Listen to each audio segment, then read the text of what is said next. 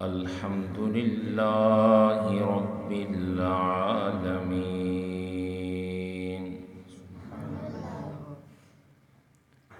والعاقبة للمتقين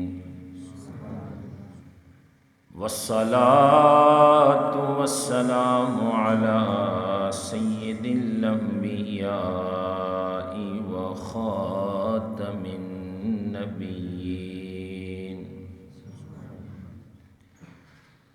أما بعد فأعوذ بالله من الشيطان الرجيم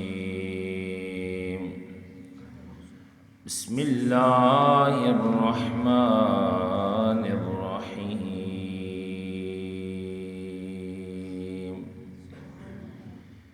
اهدنا الصراط المستقيم صراط الذين أنعمت عليهم صدق الله وصدق رسوله النبي الكريم الأمين الصلاة والسلام عليك يا سيدي يا رسول الله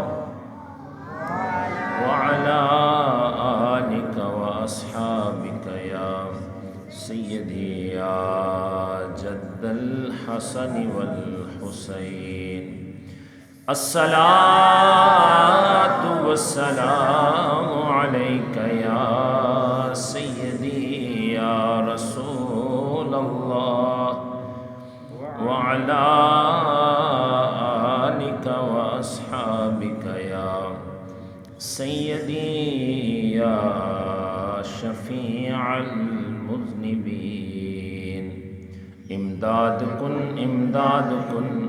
از رنج و غم آزاد کن در دین و دنیا شاد کن یا غوث العظم دستگیر یا غوث العظم دستگیر یا غوث العظم دستگیر۔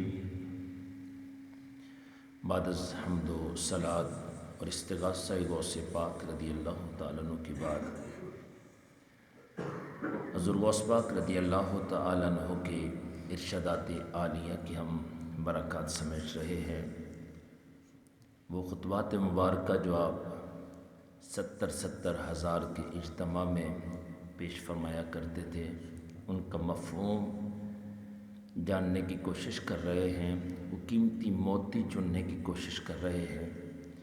میرے غوث پاک فرماتے ہیں، اے بیٹا، جس نے صبر کیا اس نے قدرت پا لی، گویا وہ قادر ہو گیا۔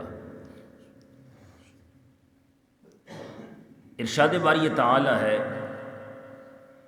انما یوفی الصابرون اجرہم بغیر حساب، صبر کرنے والوں کو بے حساب اجر دیا جائے گا۔ سبحان اللہ۔ اب حساب ہی نہیں ہے، جس نے صبر کیا بے حساب اجر پائے گا، اور جس نے بے صبری کی اس کے متضاد ہے نا، پھر اپوزٹ،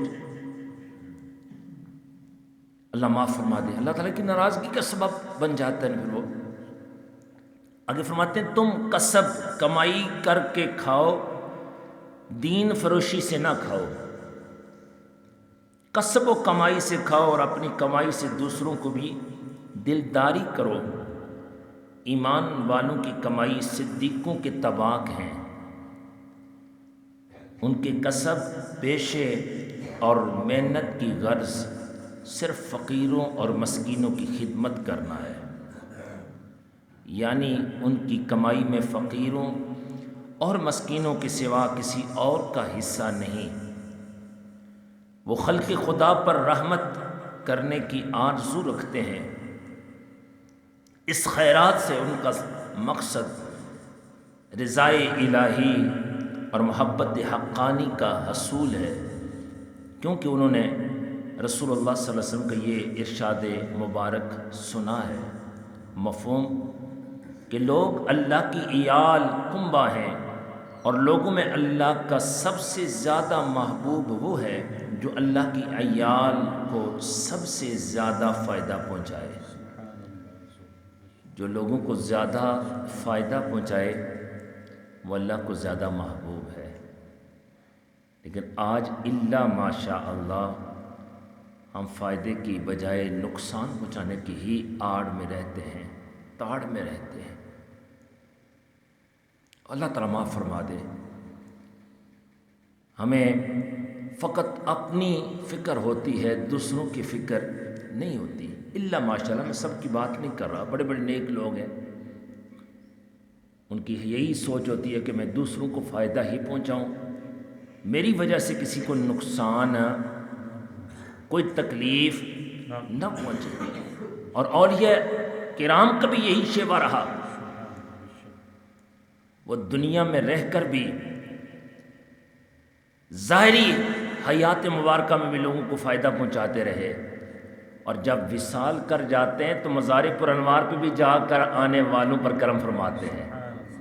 دیکھیں یہ ولیوں کی عادت ہے کہ جو بھی انہیں کے در پاک پہ آتا ہے، سوالی آتا ہے، روتا ہے، ان کے قدموں میں بیٹھ کے التجا کرتا ہے۔ کتنے بندوں نے مجھے بتایا کہ بڑی پریشانی کے عالم میں بابا جی کے مزار پاک پہ گئے، قدموں میں بیٹھ کے ہم نے رو کی دعا کی، اسی وقت ہماری دعا قبول ہوئی۔ اتنے لجپال ہیں، اتنے لوگوں کو فائدہ پہنچاتے ہیں۔ کاش ان کی یہ عادت ہمیں بھی نصیب ہو جائے۔ آج سے عزم کر لیجئے گا کہ ہم نے کسی کو تکلیف نہیں پہنچانی، فائدہ ہی پہنچانا ہے۔ اللہ تبارک و تعالی جل شانہ ہمیں شریعت مطہرہ کی پاسداری نصیب فرمائے، اولیاء کاملین کے نقش قدم پر چل کر دارین کی عزتیں پانے کی توفیق عطا فرمائے۔ آمین۔ وما توفیقی الا باللہ۔